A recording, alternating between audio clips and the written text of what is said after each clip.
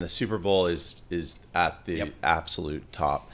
When we've measured 9 Super Bowls now, and what we're measuring is the consumer engagement with the brands or products being advertised.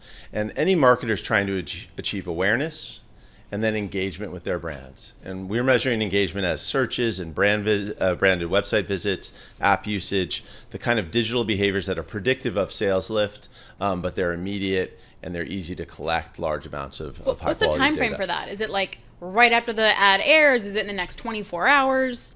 Most of that engagement happens within minutes of the ad airing, but because of streaming, because of the ability to DVR or TiVo it, you do have a tail to that, and we'll see activity for a week or more after a big ad airing like the Super Bowl.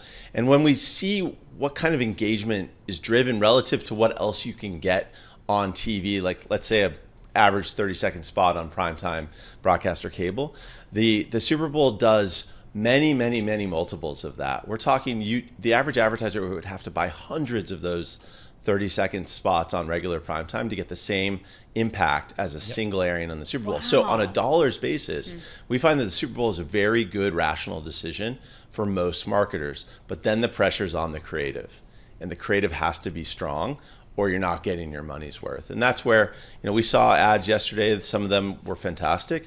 Others, I think, played it too safe. And you're going to see quite a range in how much engagement is driven from those ads. So from your perspective, maybe from the data's perspective, a winner or two, which one did you jumps out at you? Let's talk about real quick the top 5. Number 1 was Deadpool 3. Number 2 was I have thoughts on that because I'm a huge Deadpool person. There you go. Love it. But then again, he could come on, Ryan Reynolds could come on and say hello, and I'd be like, that was brilliant. That was amazing. It was a fun spot. And the tease of having Wolverine joining him is very satisfying for any Marvel fan. Number 2 is the film adaptation of Wicked. Another interesting teaser, Ariana Grande in one of the starring roles there. So that's going to pick up a lot of attention. And then number 3 was the Volkswagen ad that kind of harkened back to their heritage of bringing the Beetle to America. And then it teased their new all-electric bus. So the VW bus returning to America after a long gap. Number 4 was Temu. Or Temu, as we all learned was how to pronounce it yesterday. They ran 6 spots between pregame, in-game, and post-game. 6 spots. That's a huge investment. But this is an interesting one. A lot of people's opinion of that kind of spot would say that it was one of the worst. Actually, that doesn't even resonate with me. What does the company do? It's a mobile shopping app. Okay.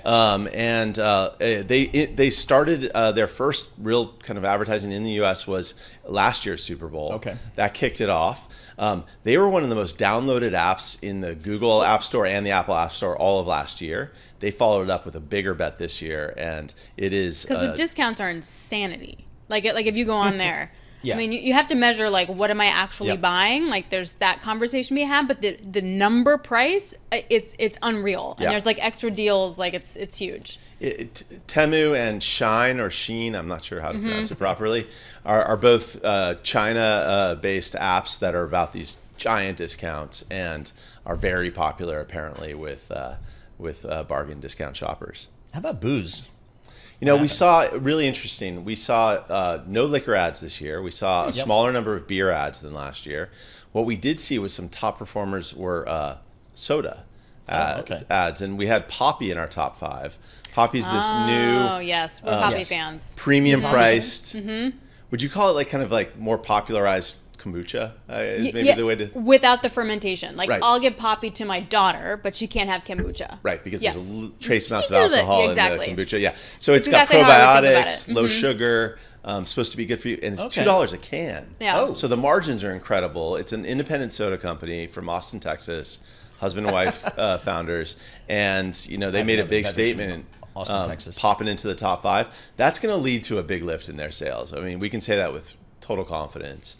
Whether that sticks or not is, Alix is saying it's good. So they may have a shot at being a top soda brand. Not bad. Okay. How about nostalgia? In the nostalgia-driven TV reunions, a lot of reunions.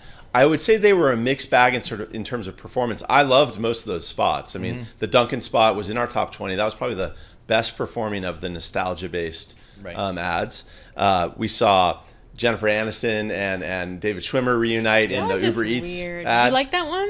I thought that was a fun moment. Yeah. It was a fun moment. Okay. You know, but again, to the other top performing spot, we had the Parks and Rec, several of the leads in Parks and Rec in the ad for Mountain Dew's Baja Blast soda, and that was a lot of fun. Interesting. And we had to, I like what you put in your notes here that streaming is the new syndication. Yeah. That's where shows go to live. That's right. Forever. And one of the examples, and then maybe become popular again, one of which is Suits. Which is all over my social media feed, and I never even paid attention to it when it was on whatever network it was years ago. Right. But they're making a huge comeback. Right.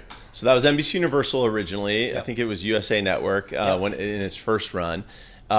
The top streaming series on Netflix for last year, and you saw the Suits stars and a bunch of other stars from a bunch of the series that were hot maybe 15, 20 some years ago and are now top streaming series in their sort of rerun stage.